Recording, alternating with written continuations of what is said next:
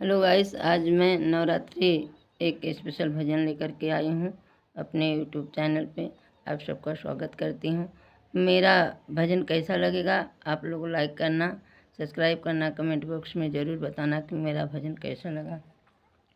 मैया 9 दिन के नवरात बैठी जा मंदिर में। मैया 9 दिन के नवरात्र बैठी जा मंदिर में। मैया 9 दिन के नवरात्र बैठी जा मंदिर में। भूख लगे मैया मुझे से कहना, भूख लगे मैया मुझे से कहना। भोगवा लगाऊं सुबह शाम बैठी जा मंदिर में। मैया भोगवा लगाऊं सुबह शाम बैठी जा मंदिर में।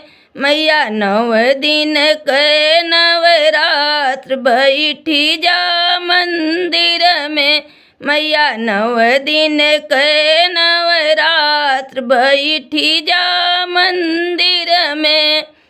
प्यास लगे मैया मुझे से कहना, प्यास लगे मैया मुझे से कहना। जलवा चढ़ाऊं सुबह शाम बैठी जा मंदिर में। मैया जलवा चढ़ाऊं सुबह शाम बैठी जा मंदिर में। मैया 9 दिन के नवरात्र बैठी जा मंदिर में। मैया 9 दिन के नवरात्र बैठी जा मंदिर में। अमल लगे मैया मुझे से कहना, अमल लगे मैया मुझे से कहना। बीरवाली आऊं सुबह शाम बैठी जा मंदिर में। मैया बीरवाली आऊं सुबह शाम बैठी जा मंदिर में। मैया 9 दिन के नवरात्र बैठी जा मंदिर में। मैया 9 दिन के नवरात्र बैठी जा मंदिर में। मैया 9 दिन के नवरात्र बैठी जा मंदिर में। नींद लगे मैया मुझे से कहना, नींद लगे मैया मुझे से कहना। बेदिया सजाऊं सुबह शाम बैठी जा मंदिर में। मैया से जिया लगाऊं सुबह शाम बैठी जा मंदिर में। मैया 9 दिन के नवरात्र बैठी जा मंदिर में।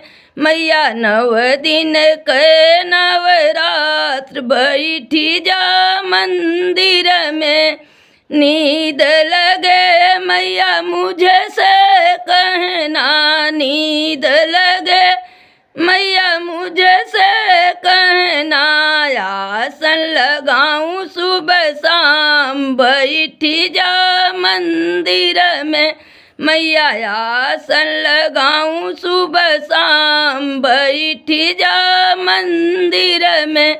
मैया पलंग बिछाऊं सुबह शाम बैठी जा मंदिर में।